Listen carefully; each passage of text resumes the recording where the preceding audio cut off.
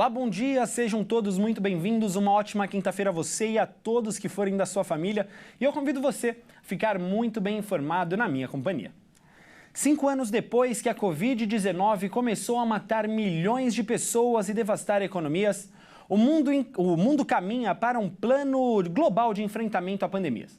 Um acordo alcançado pelos países membros da OMS vai ser debatido na próxima Assembleia Mundial da Saúde, marcada para o mês de maio. Após 3 anos de negociações, os países membros da Organização Mundial da Saúde aprovaram um acordo histórico para enfrentar pandemias. O anúncio foi feito pela entidade nesta quarta-feira, noite de terça-feira no Brasil. Um comunicado ressalta que os Estados-membros da OMS deram um grande passo adiante em seus esforços para conseguir um mundo mais seguro diante das pandemias. O documento vai ser debatido na próxima Assembleia Mundial da Saúde, marcada para maio. O diretor-geral da organização, Tedros Adhanom, disse que as nações do mundo fizeram história hoje em Genebra.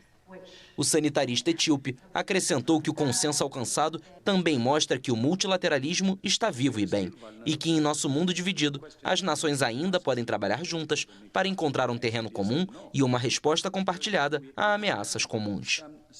5 anos depois que a Covid-19 começou a matar milhões de pessoas e devastar economias, um crescente senso de urgência dominou as conversas, em meio ao surgimento de novas ameaças à saúde, como gripe aviária, sarampo e ebola.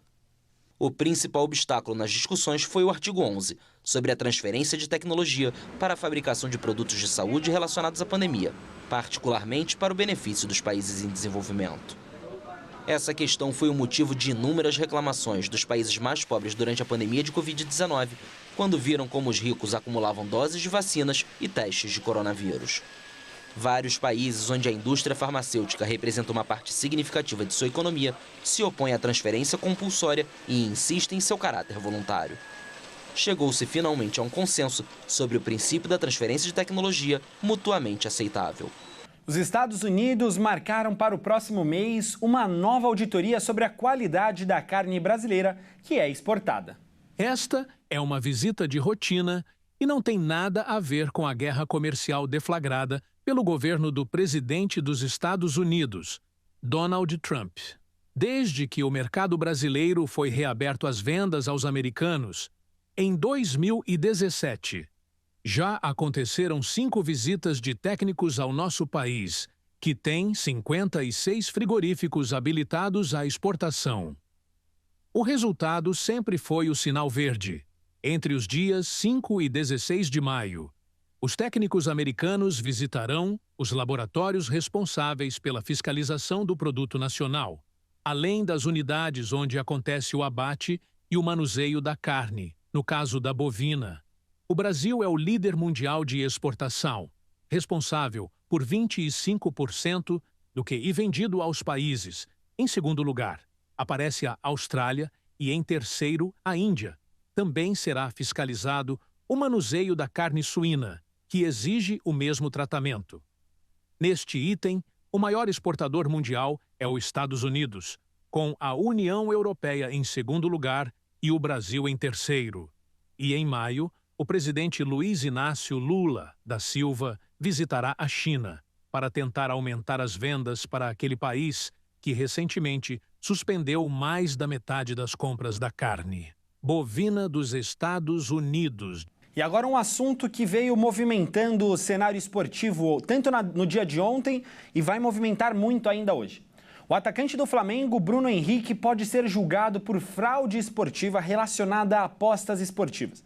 Ele teria passado informações privilegiadas a familiares que apostaram em um cartão amarelo que ele levou contra o Santos, lá em 2023. A Polícia Federal indiciou o jogador Bruno Henrique, atacante do Flamengo, por suposto envolvimento em apostas esportivas, o que é totalmente proibido a jogadores profissionais.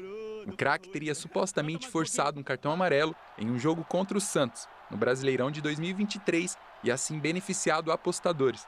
No inquérito da Polícia Federal consta a cópia de uma conversa de Bruno Henrique com o irmão dele por WhatsApp, na qual ele fala sobre o cartão.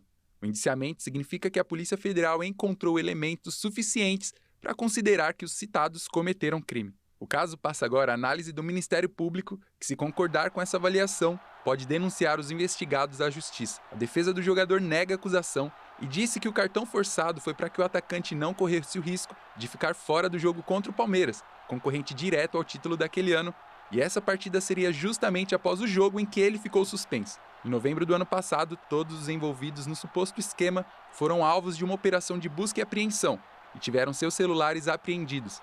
Muitas dessas pessoas são parentes de Bruno Henrique, e ele e seu irmão Vander foram indiciados no artigo 200 da Lei Geral do Esporte, onde diz que o crime por fraudar, por qualquer meio ou contribuir para que se fraude de qualquer forma o resultado de competição esportiva ou evento a ela associado, pode corresponder por pena de 2 a 6 anos de reclusão.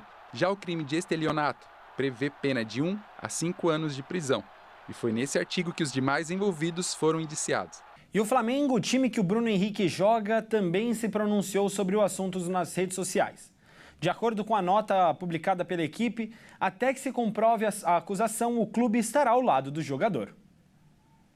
Após a grande repercussão do indiciamento da Polícia Federal ao jogador Bruno Henrique pelo suposto envolvimento em apostas, o Flamengo, clube em que o jogador atua desde 2019, se manifestou nas redes sociais. Em nota, a instituição disse o seguinte: o Flamengo não foi comunicado oficialmente por qualquer autoridade pública acerca dos fatos que vêm sendo noticiados pela imprensa sobre o atleta Bruno Henrique.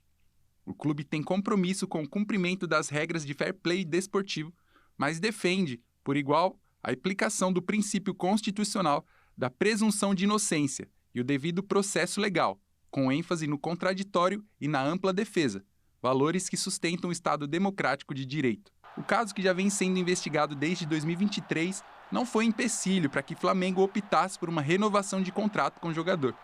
Nesse novo contrato, Bruno Henrique agora tem um salário de aproximadamente R$ 1.800.000. Como o acordo terá duração de 3 anos, o custo do atacante chegará aos R$ 70 milhões aos cofres do Flamengo. Isso porque o valor inclui a remuneração somada e uma comissão aos empresários do atleta. A assessoria de Bruno Henrique afirmou que o jogador não vai se pronunciar sobre o caso. O atacante deve seguir sua rotina normal no Flamengo e inclusive ir para o jogo desta quarta-feira contra o Juventude, às 21h30 no Maracanã, pela 4ª rodada do Campeonato Brasileiro. Nós chegamos ao final de mais uma edição do Jornal Toda Hora e eu convido você a ficar ligado em nossa programação, porque logo mais às 1h35 eu estou de volta com mais notícias para você ficar muito bem informado. E olha só, se você quer ficar com a notícia na ponta da língua e perdeu alguma informação neste nosso jornal, é só ir em nosso canal do YouTube, acessar, curtir e assistir quantas vezes você quiser e de onde você estiver, tá bom? Aguardo você na próxima edição. Fiquem com Deus e até já. Tchau, tchau!